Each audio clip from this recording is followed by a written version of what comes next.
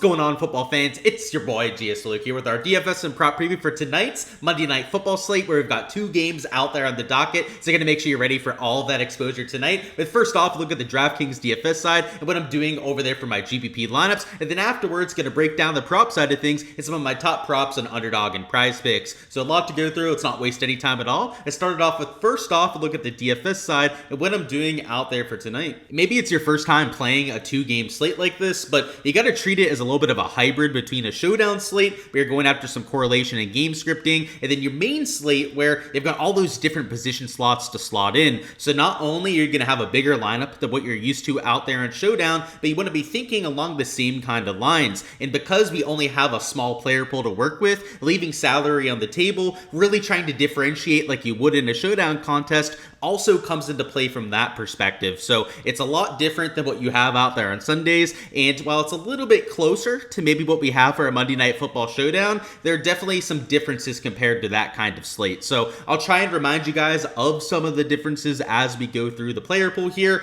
but also want to mention the two game environments that we have for tonight, especially because game scripting is going to be so important. So the first game we're going to have there between the Vikings and the Bears, of course, large favorites favoring the Vikings side of things in that game. And then the second one's going to be between the Falcons and the Raiders. That, of course, favoring the Falcons side of things. And because it's a 6-7 point spread in both occasions, you're going to have a lot of chalk centering around those teams that are favored, whereas the underdogs, especially the Raiders down here with Desmond Ridder, but even a Caleb Williams and the rest of that offense, carrying a little bit less steam when it comes to the ownership perspective, just because of that game scripting coming in. You're going to see a lot of people playing those favorites, maybe taking a pass catcher or two from some of the underdogs for a little bit of that buyback correlation, and it's all rather predictable, just like it would be for a showdown slate. So you can see over here at the quarterback position, I've got all of our projections up. This, of course, are my projections as of right now, early over here on a Monday. Of course, for all the up-to-date projections, make sure to check out my Patreon page for all of that. Link in the description to go out there and check out the Patreon. But over here on the right side, what you can see is that Sam Darnold, one of your higher-owned quarterbacks. Second highest owned would be Kirk Cousins, of course, that second favorite over there on the Falcons. And then the teams that are underdogs, Williams and Ridder, a little bit lower owned than their counterparts. The same trend continues at running back. You got Bijan, your most popular running back, second most favorite over there with Aaron Jones. Wide receiver, your most popular wide receivers, Justin Jefferson, Drake London. You know, surprise, surprise, they're out there on the favorites. And then at tight end, it does shake up a little bit because Brock Bowers is your most popular tight end, and he is on the underdog Raiders. But outside of that, the ownership is really concentrated on those two teams. So when you're heading into a slate like this, you have to know that when you're going out there and building lineups. It doesn't mean that you have to avoid both of these teams that are favorites, but just know that if you're stacking them, you're getting quote unquote over the field one of those wide receivers or running backs that's like 50 to 60% owned, that you're not really getting any different to the rest of the field. Where you're going to have to force in that differentiation is perhaps with one of your second, third tier wide receivers. Your flex spot could be a position to go out there and get a little bit different to the field, or by potentially leaving some salary on the table. So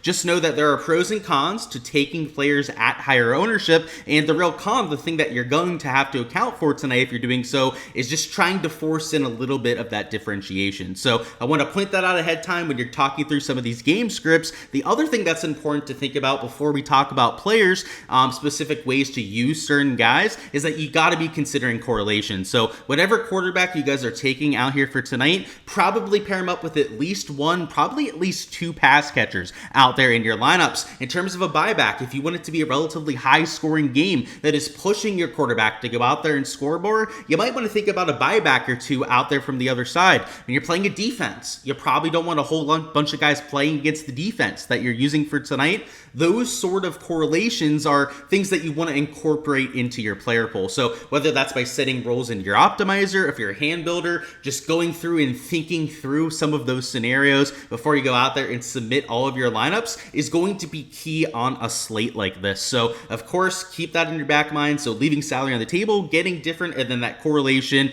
needs to be be implemented in all of your lineups. So now let's go position by position and give you guys an idea of what I'm doing for tonight. So at the quarterback position, I think my favorite lower owned option would be a Caleb Williams. So he's not the best projected play on the slate. In fact, if we take a look at the points per dollar value, he is the quote unquote worst play out of the four, but they're all pretty much in the same bucket. In fact, from Sam Darnold up to Kirk Cousins here, they're all in that 3.07 to 3.16 range. So, technically he is the quote unquote worst play on the slate, but it isn't by all that much. And the game script should be very favorable out there for Caleb Williams. He has a little bit of rushing upside with his mobility out of the pocket. He's only $5,700, which, by the way, the salary is extremely soft on this 2-game kind of slate. You can essentially play whoever the heck you want out there for this evening and make it work salary-wise. So I guess it doesn't matter all that much that he's $5,700, but he's extremely affordable. He does have a little bit of rushing upside, a little bit of a potential to go out there and maybe score a touchdown, something like that.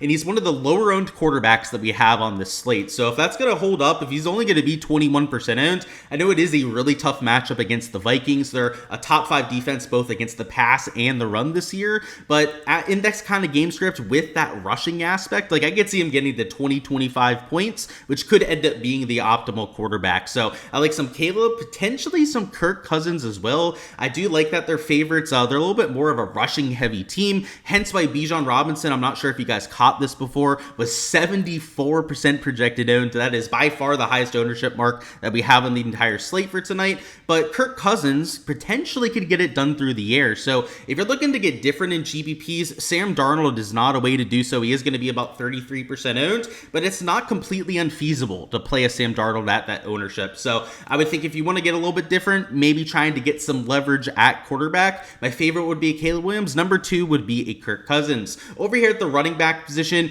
Bijan Robinson isn't completely fadeable there at 74%, but it is worth noting that that is an extremely high ownership number. So if you want to look to try and get different towards the field, it's not even like you have to get off some of the chalky guys like Darnold, Jefferson. If you just don't play Bijan Robinson tonight, that could be a way to get vastly different just right there alone. So there are a million different ways to get different tonight. I'm going to have a bunch of lineups that do play Bijan this evening, but the ones that I'm not playing Bijan, you're getting a bunch of leverage off of the field just by not using a player. And I know a lot of times we talk about getting leverage to the field by trying to get 2x on them, maybe even going out there and locking somebody on a slate like this, but you can also get leverage by going well under the field on players. So make sure to keep that in mind as well. You got Aaron Jones, DeAndre Swift. Swift is the one real injury that we have to keep an eye on for tonight. I'm expecting him to play, hence why I have him projected in, but he does still technically have that questionable tag as of now. And Aaron Jones is maybe my favorite running back on the slate.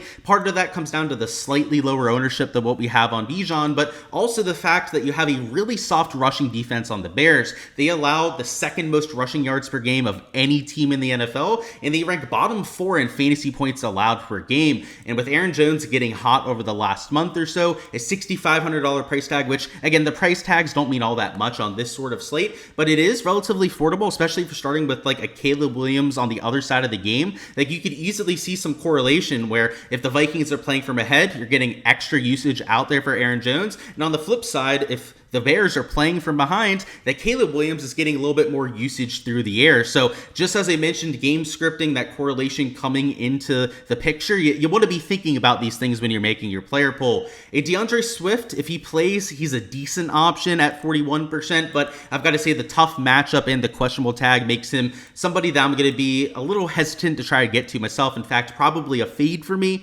We'll have to see how it all shakes out, but as of right now, I'm siding towards a fade. A Sincere McCormick, he's of course likely going to be the running back for the Raiders again. You have Zamir Whiteout, a bunch of other running backs that are banged up in their backfield as well. So he's been playing the last few weeks, but he's been mediocre at best. He's been posting like 9-10 fantasy points per game. If he can get into the end zone, that is his one avenue to the optimal lineup, but he's got plus money odds to go out there and score for a reason. So $5,100, I don't think he's the worst play that we have on the slate, but certainly one that I would exclude out there for GPPs. Worth noting noting that he's still carrying some ownership. So that is the one unfortunate aspect of these 2-game slates, is that the ownership is extremely wonky. So if you're really looking to get quote unquote different out there at running back, it's going to have to be a backup running back. And there are a few that I think are in play for tonight. A lot of times I'd say, get different at wide receiver or tight end, just as they have a little bit of a better chance to actually get to the optimal. But Tyler Algier, we've seen him score this year. We've seen him get 50, even close to 60, 70 yards a few times this year. He's definitely in play. And then Cam Akers as well over there for the Vikings. I know that it's been the Aaron Jones show, but if he were to get banged up, or for some reason they just want to give more run to Cam Akers to perhaps protect Jones for the playoffs, I don't know, if they get up 2-3 touchdowns, I could see that happening. A Cam Akers could get there in that kind of game script. So these would be my two favorites down there, but I guess Abdullah, he's the quote-unquote backup to McCormick this week for the Raiders. You could look at Travis Homer. He's the backup over there for Chicago with Roschon Johnson out. Just not a lot of plays that make a lot of sense. So the one real piece of things, injury news that could shake things up would be, of course, if DeAndre Swift would be rolled out. That would not only lead into the passing game a little bit more for Caleb Williams, but could open up a Travis Homer as an option for tonight. Over at wide receiver, your real chalk would be those top two, as we already outlined, but you've also got some ownership coming in on DJ Moore and Jacoby Myers. So part of that would be that they're underdogs. They're expected to get a lot of targets, and especially Myers, who's just over his 5.5 reception line tonight, is expected to get a lot of usage in the passing game. So I like him, especially if I'm going with a Kirk Cousins stack. If I'm looking at using maybe a Sam Darnold lineup, which I don't think it's my favorite at that 33% ownership number at quarterback, but a DJ Moore would be a perfect guy to use out there as a buyback. So a Jordan Addison you could use if you're using Sam Darnold. Same thing with a Justin Jefferson. I personally are going to have a lot of Drake London tonight, especially when I'm using Kirk Cousins lineups, but I'll have some one-offs out there with Justin Jefferson. Like for him to go off for 8 catches, 100 yards, that might be enough to go out there and crack the optimal lineup. We've seen Jordan Addison have some really big games this year. I'm not going to be huge out there on Sam Darnold lineups, but it doesn't mean I'm going to completely exclude guys like Jefferson and Addison. Now, it's worth noting that London is going to be a higher exposure than what I have on these other two, but they aren't guys that I'm completely crossing off. Going a little bit further down the board, this 5K range is loaded. Darnell Mooney, I think a fantastic play tonight. I think Keenan Allen, a Rome Odunze, I actually like a little bit more than Keenan Allen this evening, but I think all three of these would be in play in lineups. A Ray-Ray McCloud, a Trey Tucker. He's a wide receiver out there for the Raiders that's made a few big plays over the years. A real speedster that has yards after catchability. And then if you're looking for a pure punt, especially if you're playing the large field GPP, you're playing like a 50, 100,000 entry sort of contest, a Jalen Naylor, maybe a Brandon Powell, Catterall Hodge. He's like wide receiver 4 or 5 out there for Atlanta. I think Naylor's probably my favorite. Trey Tucker's probably number 2 if I'm looking for a pure punt play. But that's what you're looking at these guys that are like 4K and below. These aren't the kind of guys that you're using in single entries. You avoid at all costs out there in cash. There's a reason why they're projecting for less than 2x points per dollar. But especially like Trey Tucker and Naylor, you're in a large field GPP. There is certainly a time and place for getting to guys that are sub 15% owned. So Naylor, you can see 5.7% ownership, only 13.5% over there in Trey Tucker. Guys that you can use to instantly get different to the field. And that would, of course, include, even if you're using a chalky guys like Darnold over there. Quarterback. At tight end, you got Bowers up there at the top, also the most popular play on the slate. You get it. He's having a historic year out there at the tight end position, regardless of the fact that he's a rookie on top of that. So an absolute stud, the kind of guy I'm using to buy back on a lot of this Falcons lineups, kind of like what we had there with Jacoby Myers. At TJ Hawkinson, I think he's going to look better and better as we get towards the end of the year. Of course, he's coming back from a pretty devastating injury, so $4,800, he is about 36% owned, so is getting quite a bit of steam, but I think that he's well worth it at only $4,800. The price tag's not a big problem, but there's going to be lineups I have where it's going to be Bowers at tight end and then TJ Hawkinson at the flex position. So,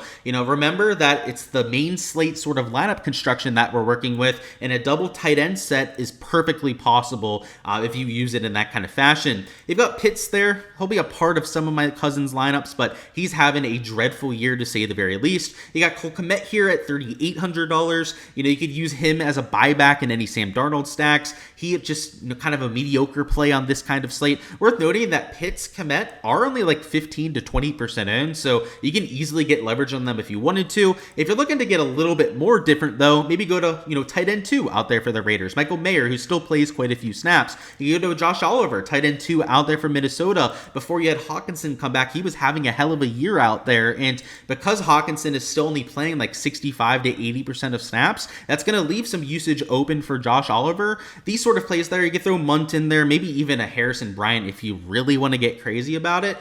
These guys, though, I'd say everyone from Mayer down, these are GPP only sort of plays. So just like we had at the bottom end of the wide receiver board, you're only going to use these guys towards the very bottom if you're out there in that 50 to 100K contest. And then over here for defense, I like the Vikings and Falcons defenses, of course, the two favorites for tonight. But if you're playing in large field GPPs, I'm going to have exposure to these bottom teams as well. So I'll be playing all 4 defenses. Kind of depends on the game script that you're working with. But just as your quarterback should be at least correlated with 1-2 wide receivers, you probably want to think about a buyback to that kind of stack as well. You don't want to have 3-4 skill position guys going against your defense in most cases. Now, if you're in a large field GPP and you really have to get different, you could, I guess, play against a bunch of skill position guys and just hope that it's like a pick 6 or a fumble recovery touchdown that goes and gets them out there to the optimal lineup. But in most cases, especially like single entries in cash, maybe make it like 1 or 2 guys at most that you're playing against your defense. So that's the far more important aspect than talking about who I'm actually playing for tonight,